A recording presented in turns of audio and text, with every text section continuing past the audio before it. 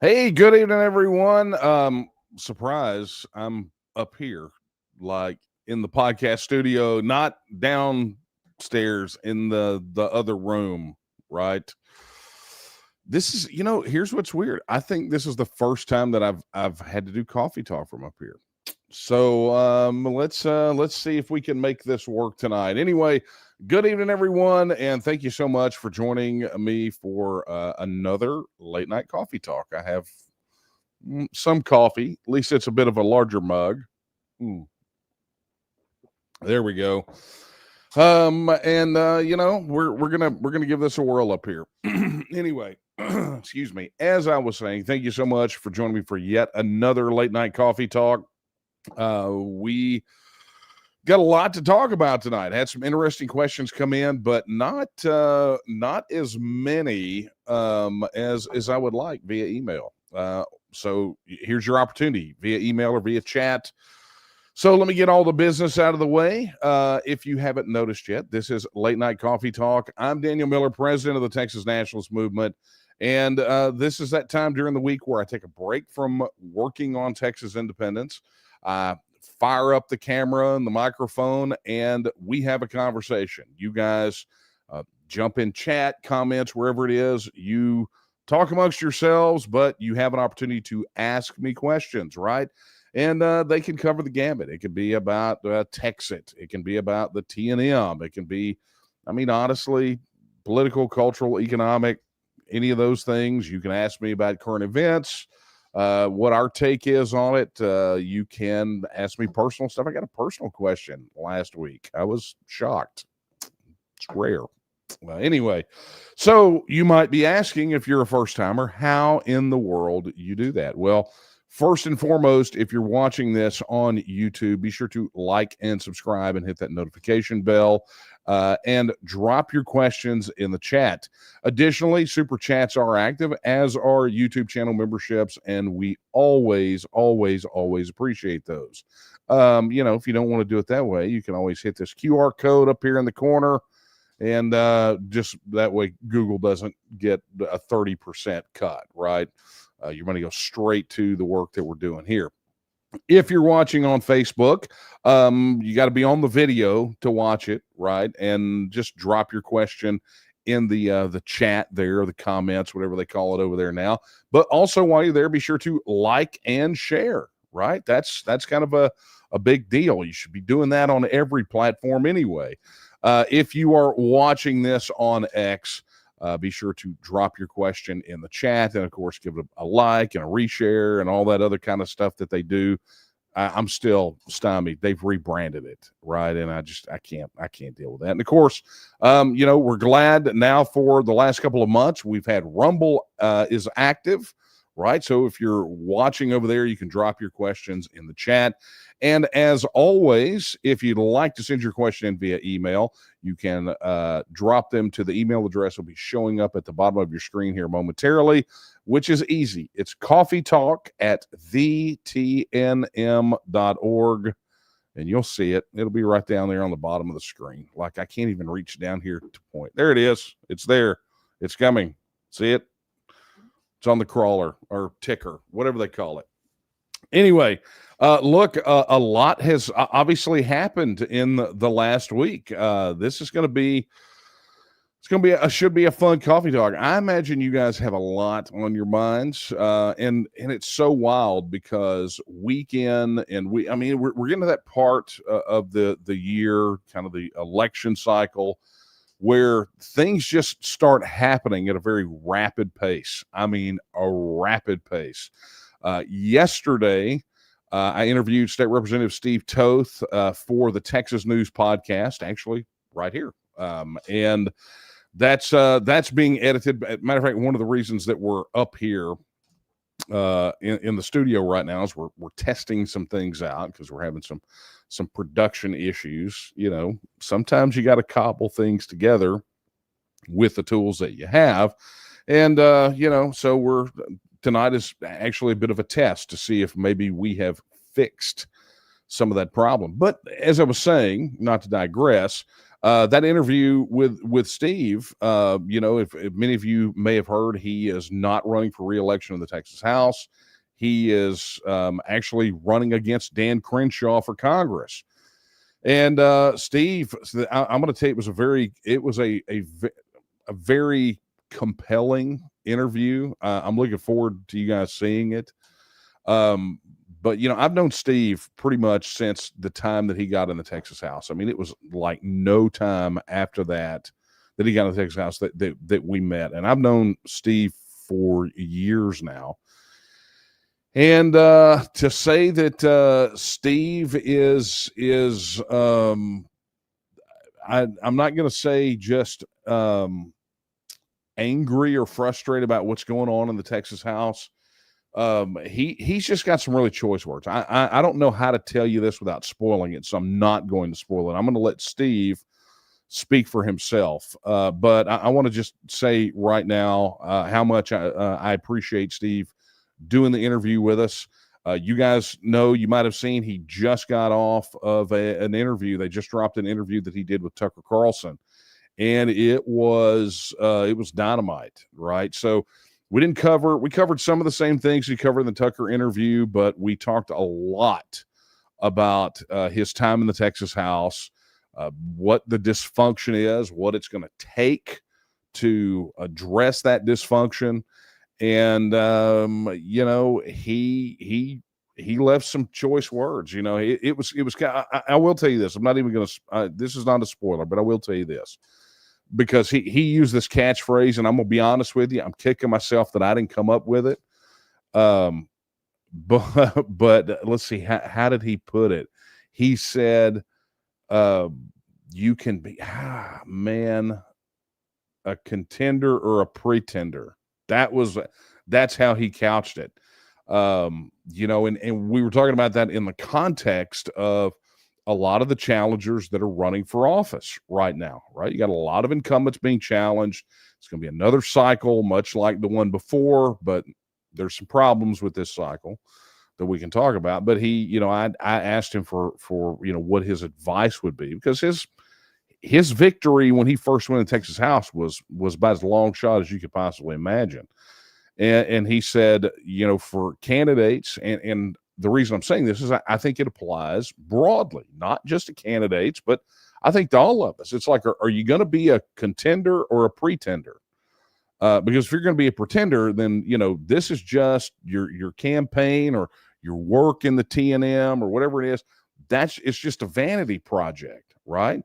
And so if you're going to be a contender, you got to do the things necessary to contend full force with whatever that goal is. And of course, in the context of my conversation with him, that was really about candidates, but I think it really and truly broadly applies to a lot of the work that we're doing here. People wonder why Texas government is screwed up, and it's because we got a lot of pretenders and not a lot of contenders, right? So be looking for that interview. I think we will probably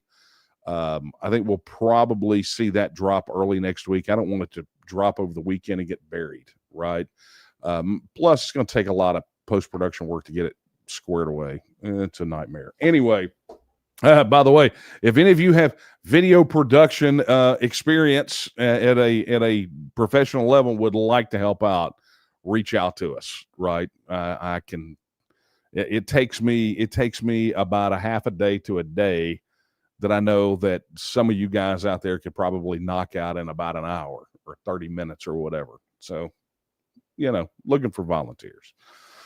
Okay. Well, let's get down to brass tacks. As you said, and I saw this just flash by in chat. See, this is the big benefit of being here, is I can actually see the chat over there.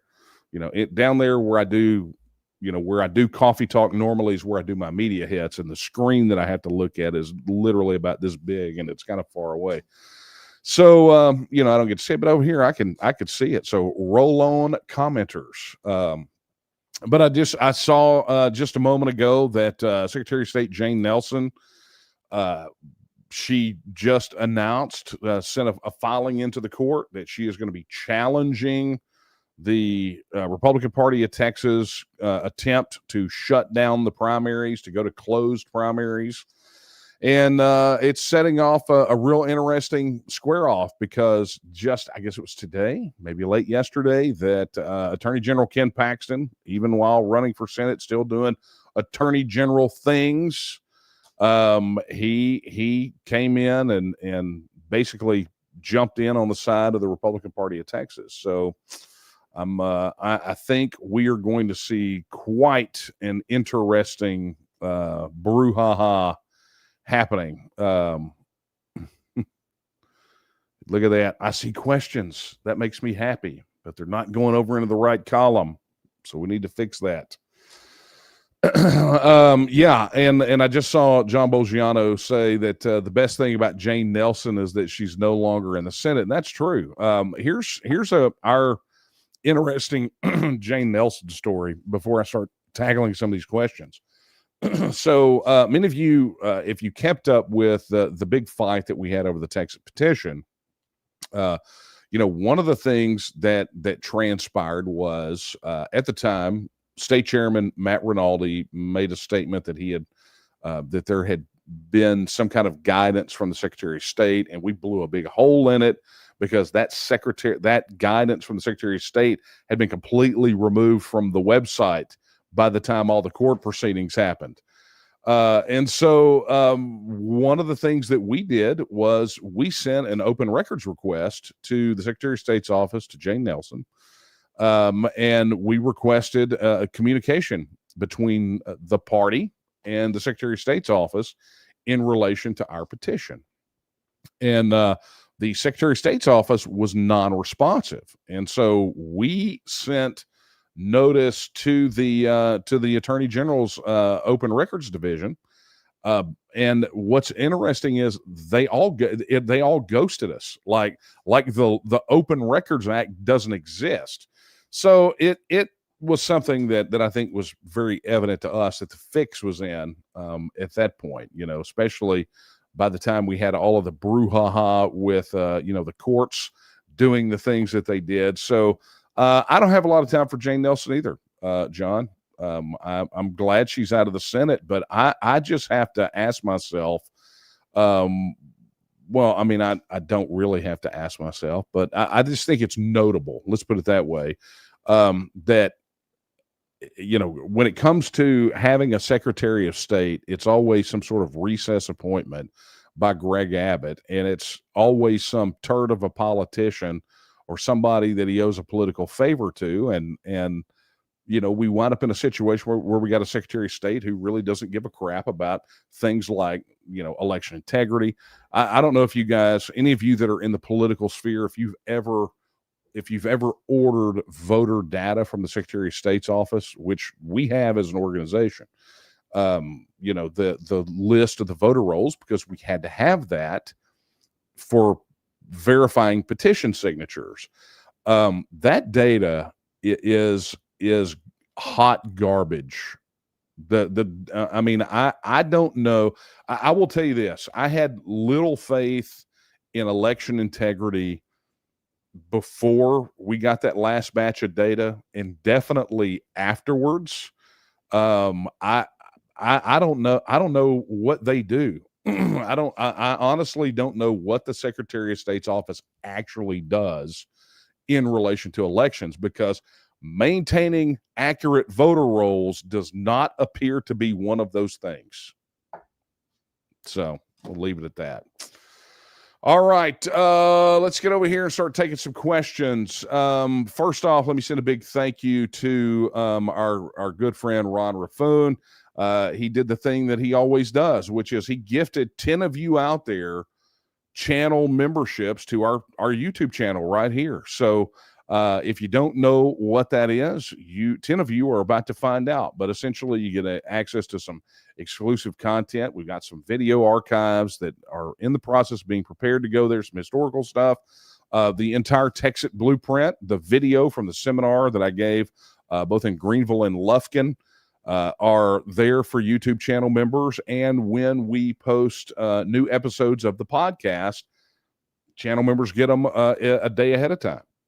So you get early access to some of the videos. And so we'll be thanking all those people here in just a moment as well. But Ron, for 10 of you, just said, hey, I want you to give this a shot. And so, Ron, thank you so much for that. You are very generous in that regard. And everybody, if you are the lucky recipient of one of those YouTube channel memberships, be sure to go into chat and thank Ron. He's obviously watching, right? So thank you very much, Ron. We appreciate it, bud. And looking forward to seeing you soon.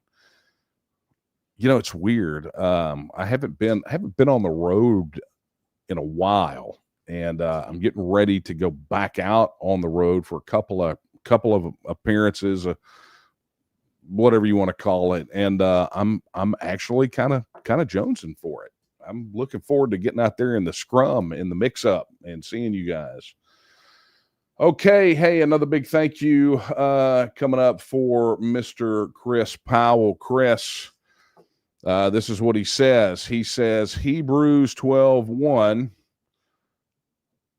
in his super chat. Hey, there we go. Yeah. See, I'm telling you, I'll get this figured out. Like I said, I've not had to do a live from up here. So it says, thank you for your super chat. First of all, Chris, he says, Hebrews 12:1, we have to run the race that is before us and never quit.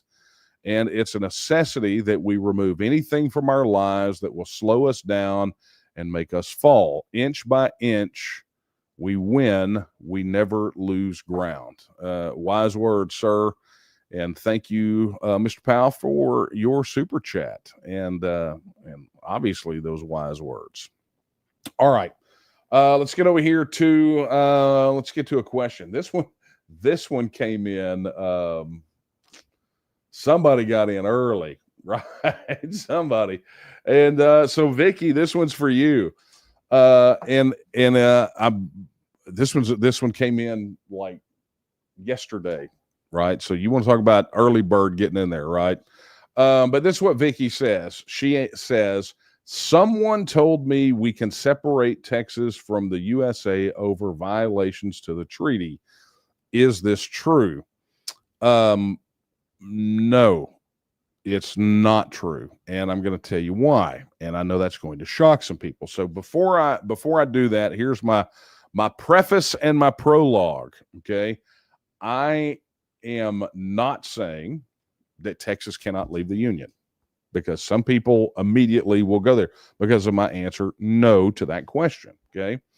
But the fact of the matter is that the question as posed, as I said, the question as posed, the answer is no. Okay. So let me break down why that is. We don't, if we were bound to the United States by treaty, right? In other words, let's say that this was a treaty organization like NATO or like NAFTA was, or USMCA, right? So let's say it was a bilateral or multilateral treaty. If one party does not uphold their obligations under that treaty, it is the right of any sovereign entity that had entered into a treaty to withdraw from that treaty. I mean, that can happen. I mean, this is why you have calls from, people essentially saying Trump, withdraw from the UN treaty. The UN is a treaty organization, like NATO is a treaty organization. Okay. So that right always exists. As a sovereign entity, you can always deal with your status in relation to other nation states. And that is honestly one of the very attractive things about being a self-governing independent nation. So if the water treaty that the United States has with Mexico, if it was between Mexico and Texas, and Mexico was not meeting their obligations, Texas could just pull out and just, suck as much water out of there as we want to. And you go back to the table and you negotiate the agreement, right? And it could be any number of things. Okay. But the fact of the matter is that Texas, and here's the reality of it, and why I had to answer no, is that Texas did not enter the Union by treaty. Now, cue the hate mail. right? Because we've all been told that time and time and time again about the treaty, okay? And it's actually not true. If you go look at the historical record, what you find is that the treaty was ratified by the Senate of the Republic of Texas and sent to the Senate of the United States. And the United States Senate voted down the treaty, which was kind of problematic, right? Right. And so you had the Senate of the Republic of Texas ratified treaty, because remember, nations can only do business with one another via treaty, right? So you got other types of informal agreements, but essentially they're and effectively they are treaties. You can have memorandums of understandings. There's all kinds of things. It's not worth going into. But the point here is nations do business with one another via treaty. That's the way that it works. So you had one side of the equation, the Republic of Texas Senate, that had essentially ratified a treaty, but it takes two to tango. Bilateral treaty, the United States had to ratify it, and the Senate failed to do so. And which is exactly why they threw a big Hail Mary on the United States side and made a really, what I would say probably at the time was a pretty controversial decision. I mean, there was a lot of opposition to having Texas enter the Union. And a lot of that was based off of slavery, but a lot of that was also dealing with the issue of the relations between Texas and Mexico. So the Hail Mary that they threw, or the flea flicker play, was the United States Congress, because they did not have enough in the Senate to ratify the treaty, but they had a majority, right? Because treaties can't be ratified by simple majority; it takes supermajority. But they did have a majority. They also had a majority in the House of Representatives on the U.S. side that wanted it. And so what they did was they took the controversial action of admitting Texas to the Union by joint resolution of Congress. And it's a thing that has come up. I mean, since then, it's been even, I think, legally controversial to this day. There was something that I had read, and I wish I had it in my notes, but that Reagan had actually had his attorney general at the time. Who was that? Was that Weinberger? I can't remember.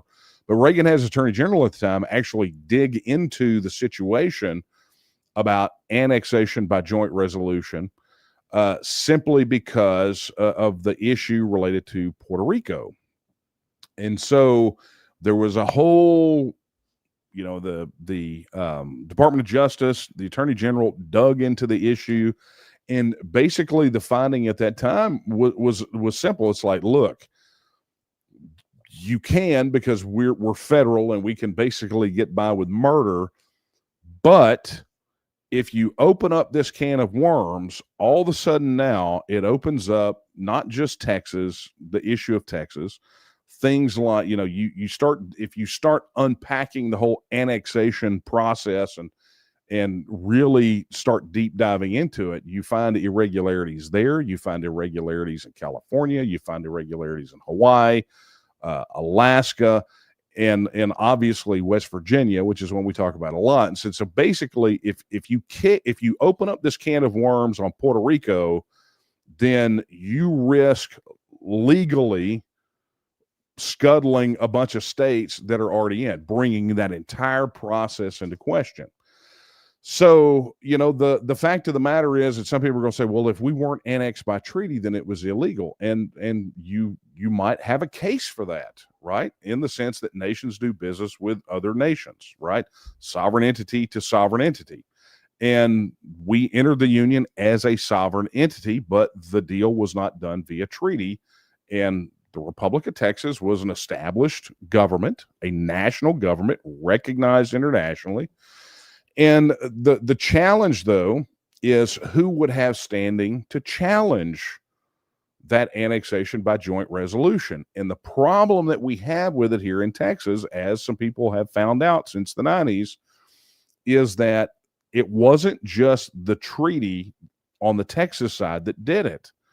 There was a referendum that was held. And that referendum was a vote to the people to accept joining the Union. In other words, it satisfied Article 1, Section 2.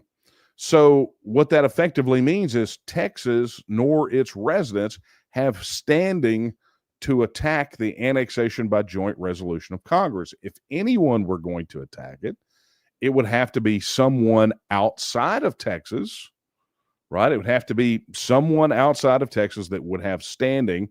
And what do you think is going to happen with that? So maybe what we need to do is we need to recruit somebody from maybe one of the original states that founded the Union, and have them file suit and see what happens with that. I don't know what that would look like, but it could be interesting. But the bottom line is that here in Texas, historically speaking, we were not annexed by treaty.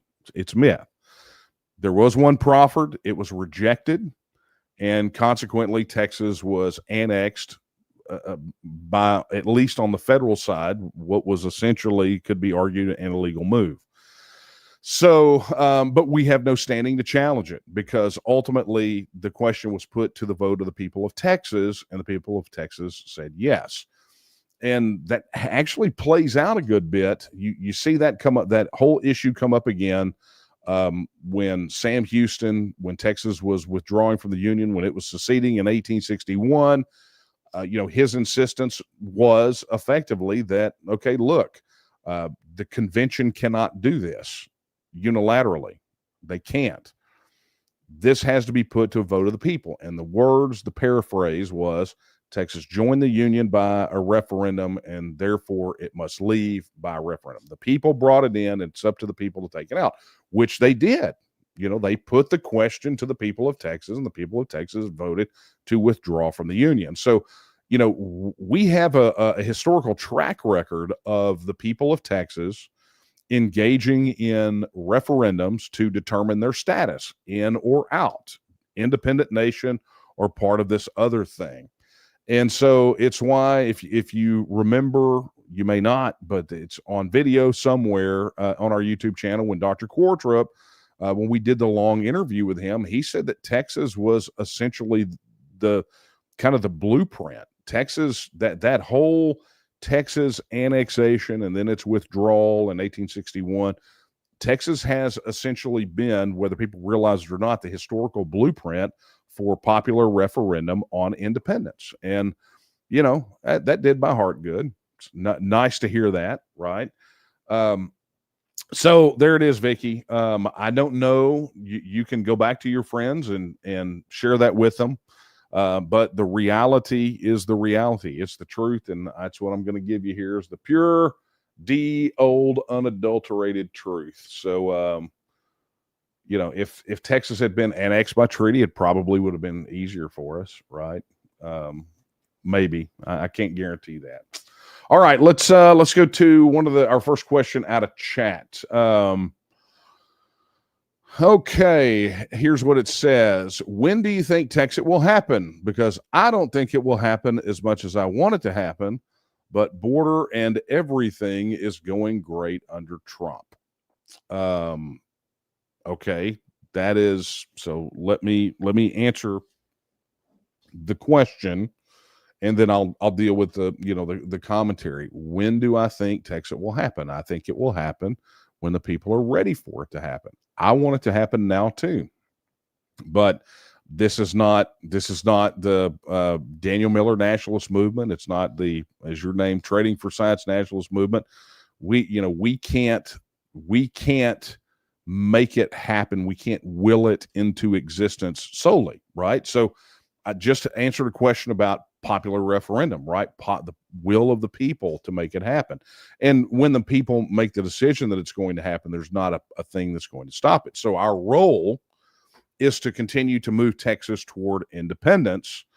And my answer to your question, when do you think Texit will happen? Well, Texit is happening. It's happening right now. And if you don't understand why I say that, I would encourage you to go back and watch some of these, or go sign, go become a channel member, go watch the Texit Blueprint. But what you'll understand, and I'm not going to throw the graphics on the screen, what you have to understand is Texit is not the act. Texit is the process of moving from where we are, the status quo, toward being politically, culturally, and economically independent. And so when you understand that Texit is a process and not an act, then you have to understand that Texit is already happening, right? It's happening right now. And you can look at it in any number of ways. You can look at it in the poll numbers. You can look at it in, the policy objectives that we have this side of a referendum. But if you're asking for when the vote will happen, if that's your question, if your question is about the vote itself, then we're locked into this every 2-year cycle, this legislative cycle. Our legislature meets 140 days every other year. So we're moving that direction right now. We're in an election cycle. And instead of going through this whole, who shot John routine to say that essentially the thing, the status of that bill will be decided, really the day after the legislative session ends, because that's when campaign season starts. I'm just gonna tell you, work it through and go look at what we talked about, right? What we've talked about previously on this issue. The vote, the referendum itself will happen when we get the Texas Independence Referendum Act passed. To get it passed, we need a majority in both houses and at least enough on the House side to get the governor to override a governor's veto if he decides to do it. But frankly, we could push hard and it would be political suicide if that bill got to his desk and he didn't. That would be the thing that tanked Greg Abbott. If the Texas Independence Referendum Act got to his desk and he vetoed it or shot it down, did whatever, that would be it. That would be his legacy. And it would be a legacy that the vast majority of Texans would not want. I mean, he'd be done. He might as well just go ahead and retire at that point. But that being said, so how do we get that? Well, we have to have pro-independence, or at least people that are willing to uphold their oaths to Article 1, to the Texas Constitution, particularly Article 1, Section 2, and are willing to put forth this legislation to let the people of Texas vote on this issue. They can vote no. And I know some legislators that are absolutely in favor of us voting on it and will absolutely vote no when it goes on a ballot. And that can exist. Those people can exist, and they do exist. They're totally fine with us having the vote on it. They believe we should have the vote, but they will vote no. And that's a great position to have, because I mean, that's not the greatest position, but it's not it's a better position to have than the people who say, I would vote no on this, and because I would vote no on this, then therefore you shouldn't be able to vote on it, right? That's like the most horrible position you can have. So the people that are willing to let us vote on it but would vote no, they're definitely many, many steps above those folks, right? But you got to have enough. And so, my question is, if you want it to happen faster, what are each of us doing individually to make it happen faster? Are we vetting candidates? Are we pushing candidates? Are we building supporters, right? How many volunteer hours have people put in? Have you put in? How many supporters have you connected with?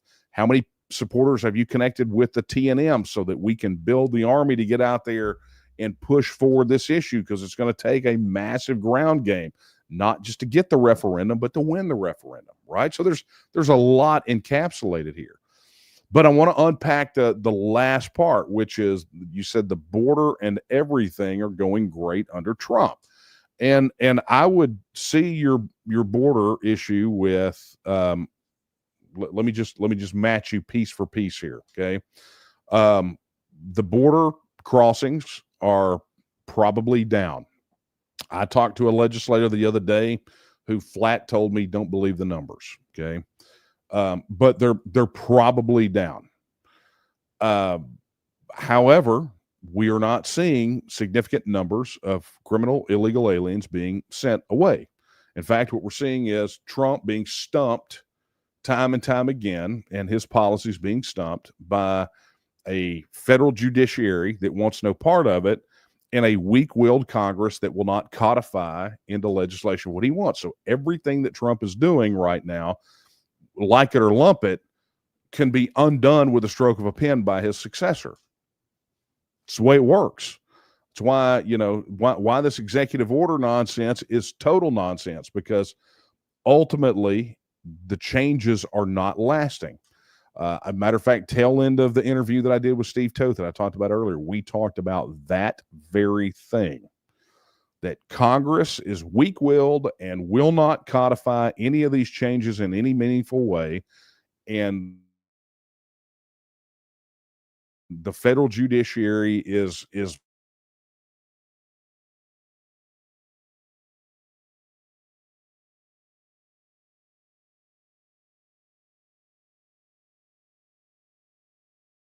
that's essentially in our wheelhouse, right? Every action that's essentially in our wheelhouse that has been, that Trump has taken, that has been blocked by some federal court judge. So this is continuing on. So that's awesome. I mean, if you think that things are going great now, I am so happy. But I'm not worried about like the next 5 minutes. I'm worried about the next 5 days, the next 5 weeks, the next 5 months, the next 5 years, right? Because that's where this impact is going to be. The fact that Trump has effectively instituted a lot of these different policies via executive order has essentially opened the door that if the Democrats get hold again, if we have another Obama or Biden or, God forbid, an AOC or a Kamala Harris or, Bernie Sanders, Mamdani, the guy in New York, they're really grooming, right? Hardcore Maoist, Marxist, socialists, whatever you want to call them, they're just going to go in there and executive order all that Marxism, all that socialism, all that communism are going to be like, hey, what are you complaining for? Trump did the same thing. He set the example who said that to say that, we can change all these things with a stroke of a pen. So I don't see the changes. I don't see that everything is going great. I'm seeing that some itches are being scratched for some people, but long term, this is not what's happening. Maybe something will happen at the midterms, but I doubt it very seriously. And you're going to have a hard time getting rid of these lifetime appointment federal judges until you start impeaching these people and removing them. It's not going to happen. And so, my point here is that I want this to happen sooner than later, because we're just talking policy now. We're not even talking about the eruption of violence, right? That's happening all across the country. I mean, this Antifa nonsense. I mean, I'm not going to go into it, but you guys all know exactly what I'm talking about. This place is about to come apart at the seams. And I guess really the question becomes whether or not you want to be, feel the effects of that, right? And I'm not talking about you specifically, kind of the general you, right? Is that something you want to be a part of? Is that bashing each other over the head kind of nonsense, or dealing with political violence, or any of that? This is why we say we're expressly nonviolent. I mean, we do not believe in achieving political aims through violent means. The initiation of force is not an excuse for disregarding the will of the people. It's just not. So, so to your point, Texas is happening, right? And I want it to happen sooner rather than later. So that's why I work my butt off every single solitary day, 7 days a week, to do the things necessary to reach the people necessary. Look, guys, I'm going to just tell you this little tidbit that will save you all some sanity points. Are you ready? If you're spending your time out there looking to convince people that Texas is the thing right now, right? And you're trying to convince people, and you're getting engaged in these long form debates and these arguments and all that, you're going about it all wrong.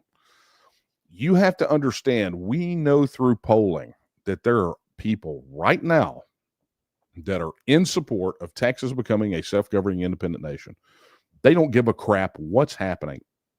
They don't care. They don't care. They're ready for Texas to become a self-governing independent nation. Those are the people that you need to be finding, connecting with, and connecting them to the organization. We used to say this when we trained our volunteers, and I'll say it again. We should still be saying it, right? Our job right now is not to convince. Our job is to find the convinced. The time to convince people will be when this thing goes on a ballot. I'm not here to have lengthy debates about the pros and cons of Texas because it frankly doesn't matter, right? You and I could be, and I've said this recently, you and I could have, a month-long debate over the pros or cons of Texas becoming an independent nation. And at the end of it, either you capitulate or I capitulate and we agree. Well, guess what happens then? Literally nothing. Nothing. Because it's not on a ballot. It's not. There's nothing that our decision does to affect the equation, right? Except for the fact that maybe if I convince you that Texas independence is the way to go, then, and I've spent all this time, I've spent an entire month doing it, then maybe you'll come over here. But while you were spending that 30 days, trying to, that we had to try to convince each other, how many people out there are already convinced that and are ready to rock and roll could you have talked to? I'm going to tell you, our guys have been out in the field. They did events over the weekend. I should have pulled that up and talked about it. Our guys did events over the weekend.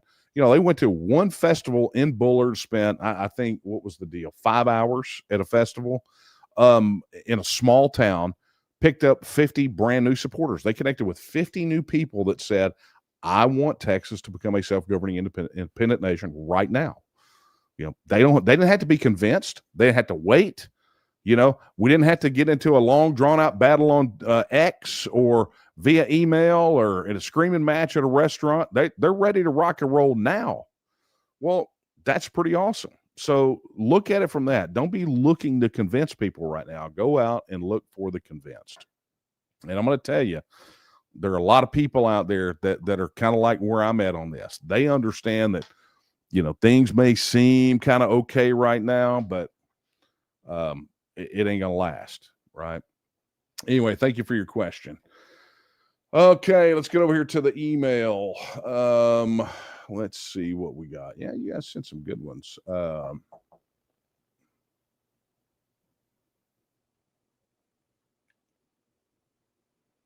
Okay. Okay, this is from Carl. He says, what is holding up the masses of Texans who know these are the problems to get their butts in gear and push Texas past the tipping point? Actually, Carl, I think I talked about this last week. I believe and firmly believe still that we are already past the tipping point. Like, when we talk about tipping point theory, we talk, I think we're past that tipping point. I think the tipping point is being a bit artificially suppressed. Now I think the establishment's doing a good job of it. I kind of think we're there. It's like a fall in slow motion. Things are in motion that can't be undone. Was that Gandalf's line from Lord of the Rings, right? Things are in motion.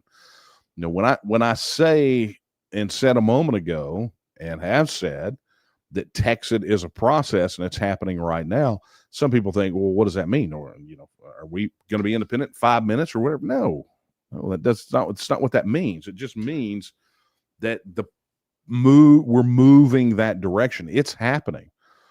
Right, it's like a line from a TV series that I used to watch. I think my camera froze. You guys still have audio though, right?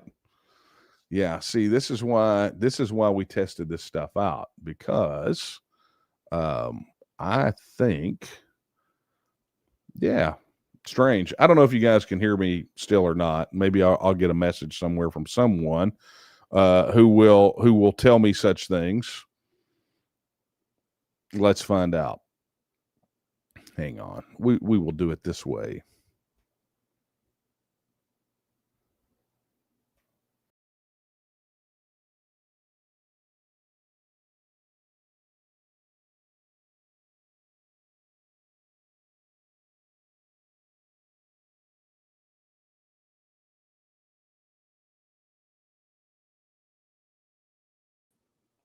Look at that. I was able to reproduce the error. So now I know what I got to do to fix this. Okay. So, look, as I was saying, before I was so rudely interrupted by the video on this thing, uh, the reality of it is that we have got, where with Carl's question is, I think we're already past the tipping point. Oh, I was getting ready to quote the TV show, right? The avalanche has begun. It's too late for the pebbles to vote, right? It's happening. When this thing comes to a vote, it's going to win, and it's going to win big. And the question becomes, how do we push past that dam? And just go reference my conversation from before. Don't spend so much time on those that need to be convinced. You know, I mean, it's literally a simple question. Hey, are you ready for Texas to be an independent nation? It's a yes or a no, right? If it's a yes, okay, great. Let me connect you with the movement to make it happen. If it's a no, then you dust you shake the dirt off your feet and you move on. I mean, that's the way that it's got to be. You got to treat it like there's a whole bunch of people out there, because we know there are. We know right now you probably walk outside your house and throw a rock and hit a Texas supporter in the house or in the head. I mean, that's how thick it is. But you gotta go find them, and you gotta be judicious with your time, and you gotta be efficient. You got to be machines. And I know, Carl, I'm telling you, I mean, the last several petition campaigns, Carl connected up with thousands personally of people. I've seen Don Tier do it. I've seen other people do it. I've seen the Brunigs do it. I mean, I've seen Mike Jackson, the guys in Angelina County. I mean, I've seen it. I've seen Nate do it. I mean, I've seen Nate right around the Alamo Plaza on a electric one wheel, playing a guitar and connecting with Texiteers and signing them up for the organization. So, look, they're out there. If you're spending time debating these guys, I mean, yeah, you gotta kind of push back on them from time to time. But if the bulk of your time is spent explaining and trying to, score points on the opposition, you're not playing the right game at the right time. So, all right, let's get to this other email question. Okay, this is from Chris. Chris says, Daniel, if the governors from California, Oregon, and Illinois are so angry with current federal immigration issues, why do they ignore their option to leave the union? California already has an active independence issue, right? They haven't, and so that's a great question.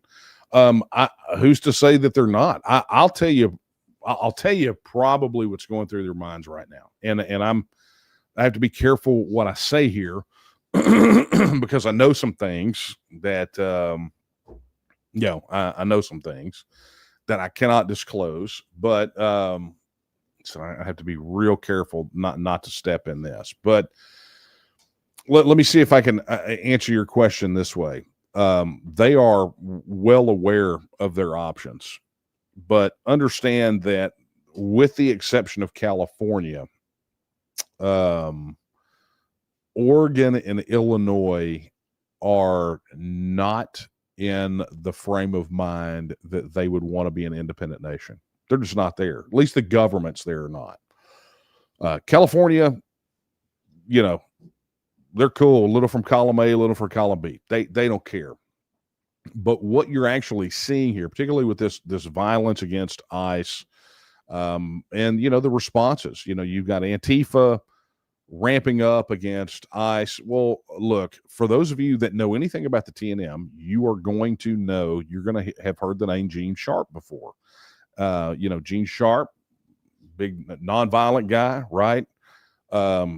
We talked about him a lot. I'm not going to go into him too much tonight. But Gene Sharp is foundational to understanding how to accomplish political change without violence. Okay. Now, the CIA took his work and effectively weaponized it and used it as the blueprint, or at least the foundation, for fomenting what are referred to as color revolutions all over the world. Right, Ukraine being one of them. It was straight out of Gene Sharp, Bob Helby's playbook. Right, bastardized and weaponized, but fundamentally it's the same thing, because look, that things are as they are. Right, I mean, you can use a hammer to hit a nail and build a house, or you can use a hammer to kill somebody, right? But the hammer is the hammer, okay? And that's kind of what Gene Sharp stuff is. It's not guns kill people, people kill people. Well, that's kind of the way Gene Sharp's work is, okay? And so from that, you can discern what the ultimate play is here, why Antifa is ramped up, why Oregon and Illinois are pushing back hard. You heard, I think it was the Adjutant General of the National Guard in Oregon gave testimony today or yesterday, essentially saying if they deploy the Oregon National Guard, they're going to go there to protect the protesters, right? So whether he meant just stand between them and ice so things don't get too hot or whatever it is, but sides are being chosen up. And look, there's an argument here. I mean, I don't like the fact that we're talking about deploying federal troops in states. Okay. I don't care for that at all.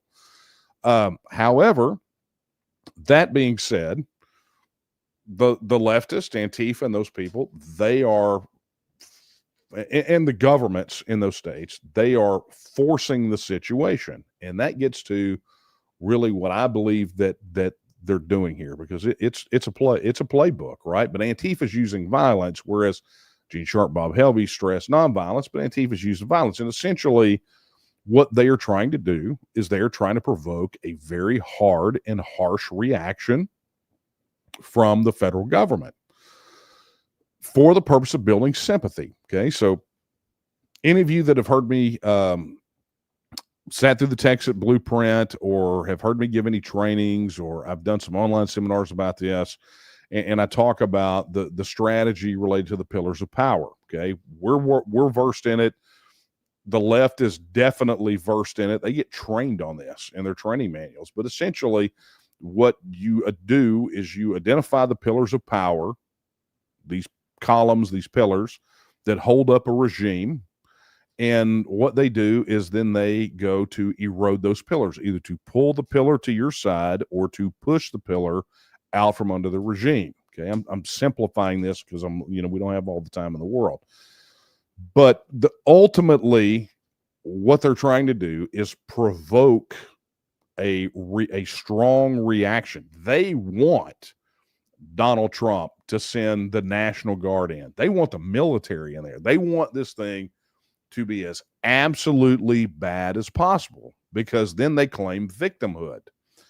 Once they claim victimhood, then what they will do, is it will peel off some people that will become sympathetic to them. So, you've got some squishes, you got some people on the couch that are somewhat sympathetic, but that really digs them in. It gives them propaganda. It's things that they use against what they perceive as the ruling regime. And so they're effectively running this playbook right now.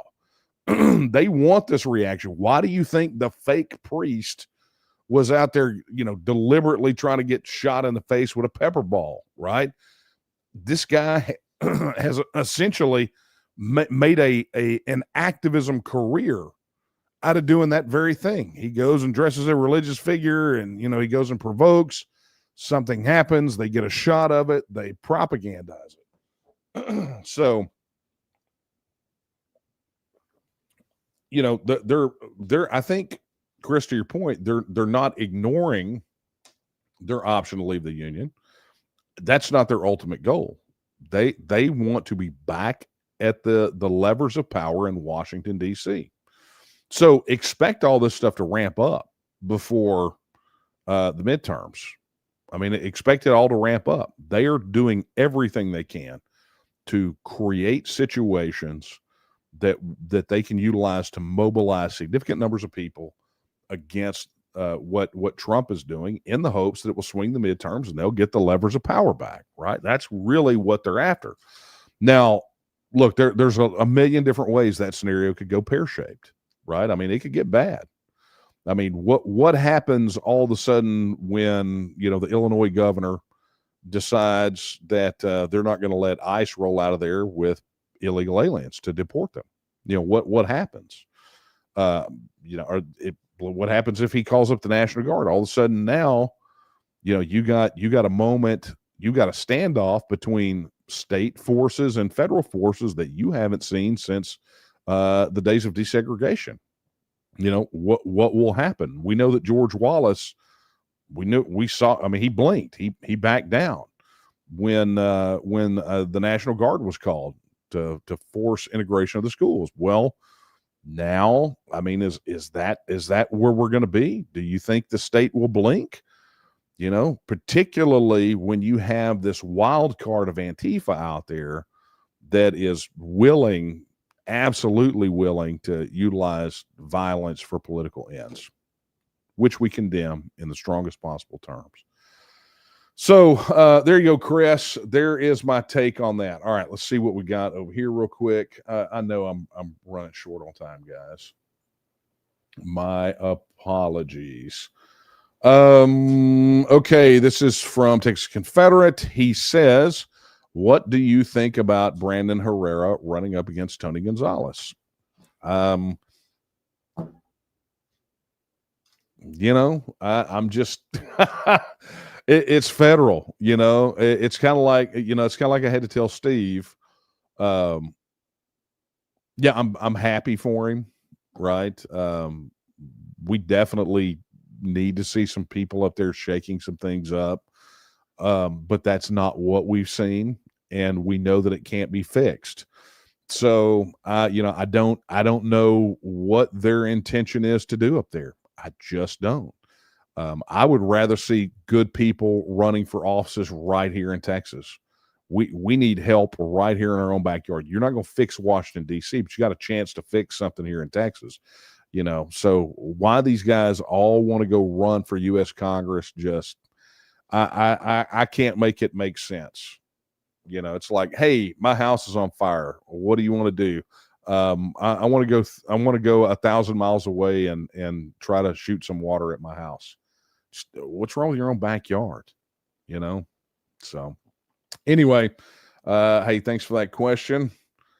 Let's get down here to, you know what? I don't know if I'm going to be able to make it through these, but we're going to go. Okay, this is from the aforementioned Ron Raffoon. He says, did you happen to see a new Texas First pledge signer today?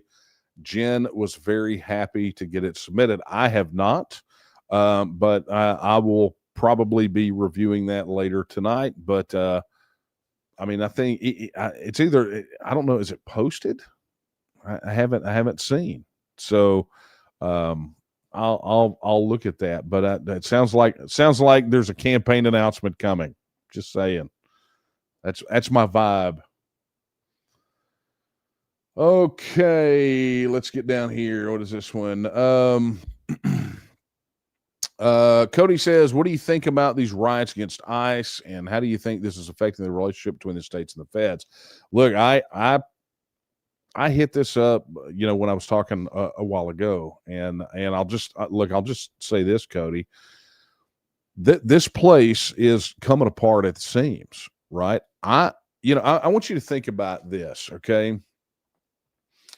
I want you to think about how it was when Biden threatened to send National Guard troops down to effectively interfere with Texas steps that it was taking, however effective or ineffective they were, to secure our southern border, right? And I want you to think for a moment about how that felt, right? To see the possibility, to see a president threaten to send federal troops to the state to override the state, okay? Well, I want to be clear. That's not what is happening in Oregon or California or Illinois or any of these other places. Okay. So for any of you out there that are going to start, sending me hate mail going, you're just a lackey for the feds. No, trust and believe I am not. As I said a moment ago, I'm not comfortable with where that goes because it becomes precedent for successors to this administration. The casual use of force. Okay. But let's go what I said a moment ago, which is let's get to the absolute meat of the matter, which is you've got people that are rioting against these feds. I mean, look, this is about as Fort Sumtery as you can get. Okay. I mean, it's just I mean, it really is, right? I mean, you think about Lincoln's justification. Now, that's a whole other topic, right? Don't get me started on that one. But you think about Lincoln and the North's justification for invading the South during the war between the states.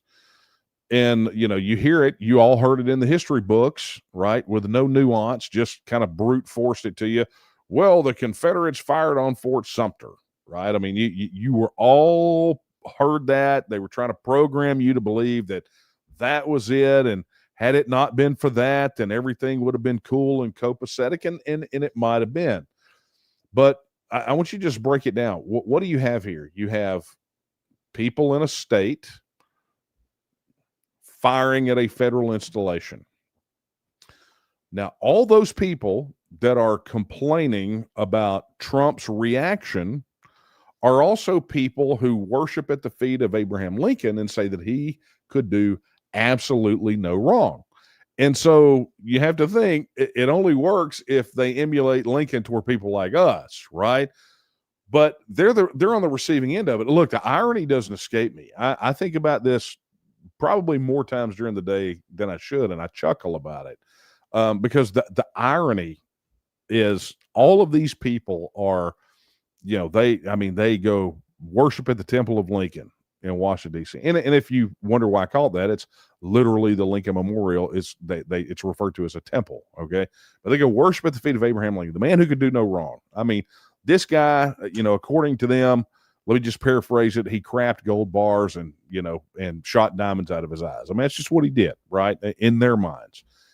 And so when Trump pulls a page out of his playbook and does the same thing to them to basically say, hey, you got all these, these weirdos hurling Molotov cocktails and attacking federal agents and attacking federal facilities, and your state refuses to do something about it.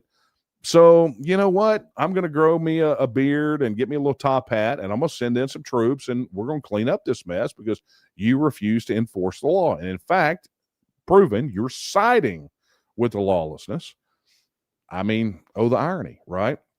But that being said, Cody, it is definitely affecting the relationships. I don't think just between the states and the feds. When the call up happened and they just sent Texas National Guard, I think where'd they send them? They sent them to Illinois, right? I think that was a state versus state move right there. Look, the writing is on the wall, folks. It's been on the wall. I've said it time and time again. I said right after the election, people, thank God we avoided civil wars. Like, you didn't avoid nothing. You're now one day closer to it. It's only getting worse. And I don't know that this is going to be a civil war, in the strictest definition of it, but it definitely feels like some serious balkanization to me is on the horizon. And I'm not a fan of that. It motivates me to hurry up and try to get this done. So there we go. Cody, thank you for your question. Let's see. I'm overtime, but not by much. What is this?